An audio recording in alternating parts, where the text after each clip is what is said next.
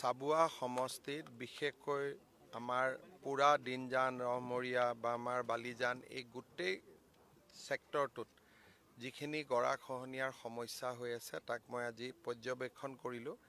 ডিপাৰ্টমেণ্টে স্তৰে স্তৰে কিছু কাম কৰি গৈ আছে, কিন্তু সামগ্ৰিকভাৱে গোটেই কামখিনি নহ'লে কৰবাত নহয় কৰবাত ক্ষতি কৰি থাকিব।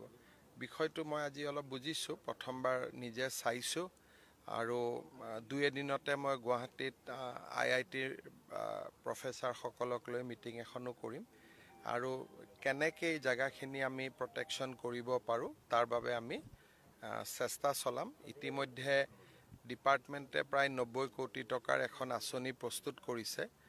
মই চাওঁ ক'ৰ পৰা কেনেকৈ সেই পুঁজিখিনি আমি দিব পাৰোঁ আৰু এইবাৰ যাতে যিটো পৰিস্থিতি হৈছে সেই পৰিস্থিতিটো যাতে অহাবাৰ নহয় তাৰ কাৰণে আমি যিমান পাৰোঁ সিমান নিশ্চিতভাৱে আমি প্ৰচেষ্টা চলাম। আপোনাৰ দুটাকৈ কাৰ্যকাল আটাইতকৈ প্ৰত্যাহ্বানজনক উজনি অসমৰ অৰ্থনীতি 5 বছৰলৈকে ধ্বংস হৈ গৈছে বুলি কোৱা হৈছে। এতিয়া পুনৰুদ্ধাৰৰ কাৰণে কিমান বছৰ লাগিব? মানে কোনটোক লৈ মানে উজনি অসমৰ বানপানী কথাটো কৈছোঁ, 3খন জিলাৰ। মই ভাবোঁ যে কিমান ক্ষতি হৈছে, কি ক্ষতি হৈছে তাৰ গোটেই এছেছমেণ্টটো কিছুদিন পিছত ওলাব। আৰু বানপানীটো গোটেই উজনি অসমতো হোৱা নাই, আমি চাব লাগিব শিৱসাগৰ আৰু চৰাইদেউ জিলাত। বাকী অঞ্চলখিনিতো ঠিকে আছে, যোৰহাট, গোলাঘাট বা ডিব্ৰুগড়, তিনিচুকীয়াত ক্ষতি হৈছে, কিন্তু ইমান ডাঙৰ প্ৰভাৱ নহয়। প্ৰভাৱ পৰিব শিৱসাগৰ আৰু চৰাইদেউ জিলাত। আমি চেষ্টা কৰিম যাতে মানুহ বা গোটেই সমাজখনক আমি যিমান পাৰোঁ সিমান সহায় কৰাৰ কাৰণে। এতিয়া আমিতো মাটি দি ৰেডি কৰি থৈছোঁ, ৰাইজে অহাৰ ক্ষেত্ৰত বিধায়কসকলে আলোচনা কৰিব। যিসকলে আহিব খুজিব তেওঁলোকৰ কাৰণে আমি মাটিৰ প্লট ৰেডি কৰি থৈছোঁ।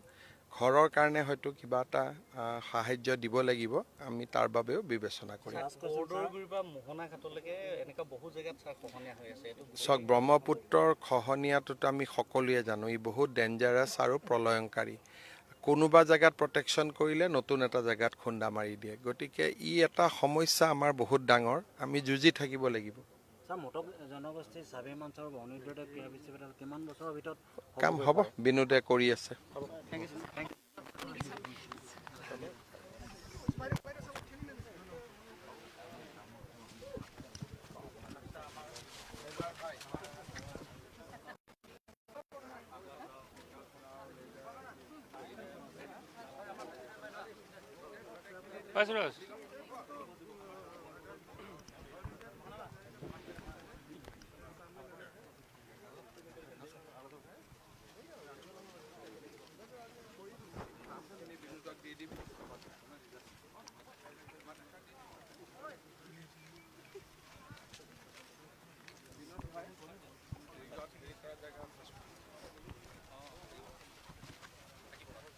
असमिया में हिंदी कैप्शन लगा दो।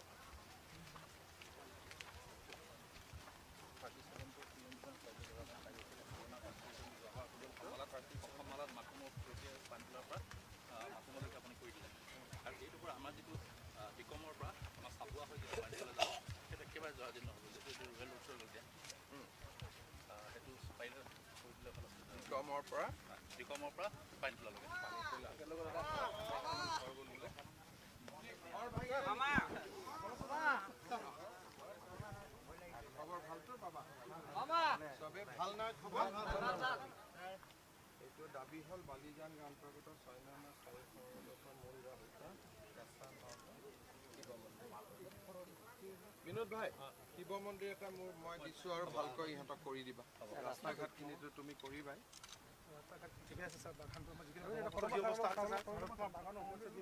কিবা এটা কৰি আছো যাতে ভৱিষ্যতে যাতে বাগানৰ একদম কৰিব একদম বাবা সব